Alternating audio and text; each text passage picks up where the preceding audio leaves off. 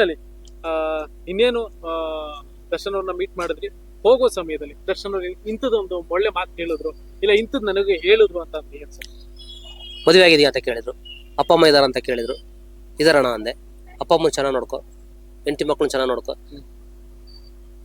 ಏನೇ ಆದ್ರೂ ಕೊನೆಗೆ ಬರೋದು ಹೆಂಡತಿ ಮಕ್ಳು. ಎಂತ ಸಂದರ್ಭ ಆದ್ರೂ ಕೊನೆಗೆ ಬರೋದು ಹೆಂಡತಿ ಮಕ್ಳು. ಹೆಂಡತಿ ಮಕ್ಳನ್ನ ಕೈ ಬಿಡ್ಬೇಡ, ಚೆನ್ನಾಗಿ ನೋಡ್ಕೊ. ಆಮೇಲೆ ಎಲ್ಲರನ್ನು ಪ್ರೀತಿ ಮಾಡು, ಎಲ್ಲರ ಪ್ರೀತಿನೂ ಗಳಿಸು. ಯಾಕಂದ್ರೆ ನಾವು ಪ್ರೀತಿ ಕೊಟ್ರೆ ತಾನೆ ಅವರೆಲ್ಲ ಎದುರಿಗಿರೋದು ನೋಡೋದು. ಮನುಷ್ಯರು ಕ್ಷಮಿಸ್ಬೋದು, ದೇವ್ರು ಕೂಡ ಕ್ಷಮಿಸ್ಬೋದು, ಕಾನೂನು ಕ್ಷಮಿಸಲ್ಲ. ಕಾನೂನಲ್ಲಿರೋದು ಒಂದೇ ಪನಿಷ್ಮೆಂಟು.